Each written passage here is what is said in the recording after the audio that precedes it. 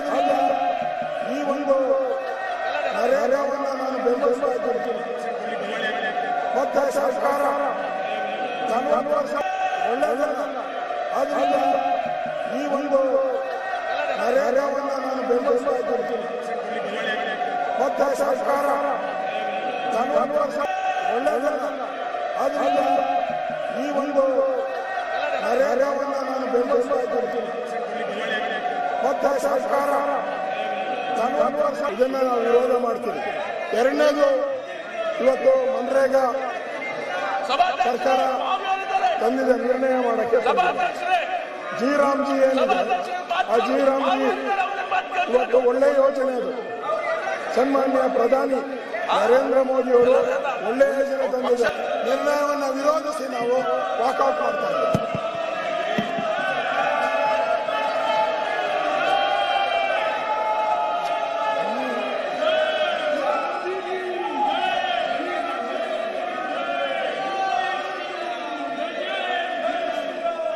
ಇಷ್ಟಪಡ್ತೀನಿ ಅಧ್ಯಕ್ಷರೇ, ತಮ್ಮ ಅನುಮತಿಯ ಮೇರೆಗೆ. ನಾನೇನು ಭಾವಿ ಈ ಸರ್ಕಾರ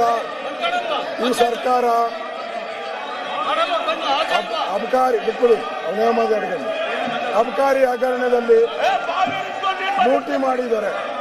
ನಾವು ಅಬಕಾರಿ ಹಗರಣದನ್ನ ತನಿಖೆ ಮಾಡಬೇಕು, ಅವ್ರನ್ನ ರಾಜೀನಾಮೆ ಕೊಡಬೇಕು ಅಂತ ನಾವು ಆಗ್ರಹ ಮಾಡಿದ್ವಿ.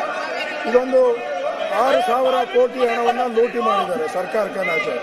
ಇವತ್ತು ಗೃಹಲಕ್ಷ್ಮಿ ಹಣ ಕೊಟ್ಟಿಲ್ಲ.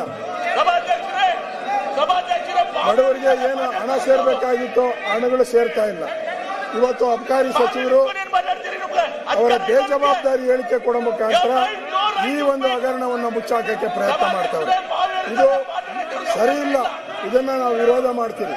ಎರಡನೇದು, ಇವತ್ತು ಮನ್ರೇಗಾ ಸರ್ಕಾರ ತಂದಿದೆ ನಿರ್ಣಯ ಮಾಡಕ್ಕೆ. ಜಿ ರಾಮ್ಜಿ ಏನಿದೆ, ಆ ಜಿ ರಾಮ್ಜಿ ಇವತ್ತು ಒಳ್ಳೆಯ ಯೋಜನೆ. ಅದು ಸನ್ಮಾನ್ಯ ಪ್ರಧಾನಿ ನರೇಂದ್ರ ಮೋದಿ ಅವರು ಒಳ್ಳೆಯ ಯೋಜನೆ ತಂದಿದೆ. ಹಿಂದೆ ನರೇಗಾ ಇದ್ದಾಗ ಕೋಟ್ಯಾಂತರ ಹಣವನ್ನು ಲೂಟಿ ಮಾಡಿದ್ದಾರೆ ಇದೇ ಸರ್ಕಾರ. ಕೋಟ್ಯಾಂತರ ಹಣವನ್ನು ಲೂಟಿ ಮಾಡಿದ್ದಾರೆ. ಈಗ ಟ್ರಾನ್ಸ್ಪರೆಂಟ್ ಆಗಿ ಇರುವಂತದ್ರಿಂದ ಇವತ್ತು ಹಾಳು ಮಾಡ್ತಾ ಇದ್ದಾರೆ.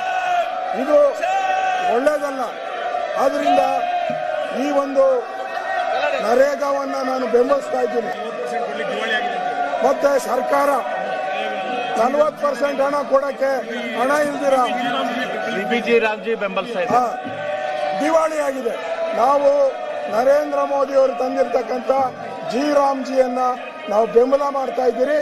ಈ ಸರ್ಕಾರ ತಂದಿರತಕ್ಕಂಥ ನಿರ್ಣಯವನ್ನ ವಿರೋಧ ಮಾಡ್ತಾ ಇದ್ದೀರಿ ಅಧ್ಯಕ್ಷರೇ. ನಾವು ಇದನ್ನ ವಿರೋಧ ಮಾಡ್ತಾ ಇದ್ದೀವಿ.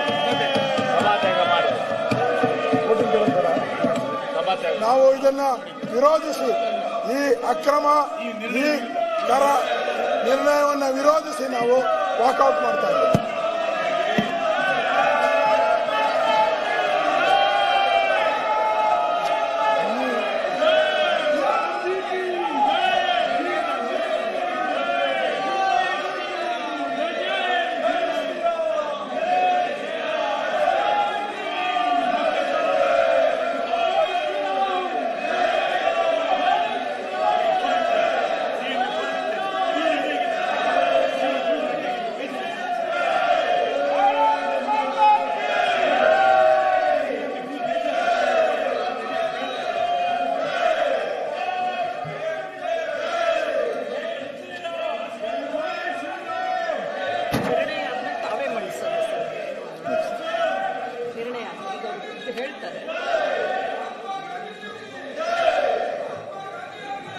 ಹೆಚ್ಚಿನ ವಿಡಿಯೋಗಳಿಗೆ ಪ್ರತಿಧ್ವನಿ ಯೂಟ್ಯೂಬ್ ಚಾನೆಲ್ ಸಬ್ಸ್ಕ್ರೈಬ್ ಮಾಡಿ, ಬೆಲ್ ಐಕಾನ್ ಕ್ಲಿಕ್ ಮಾಡಿ.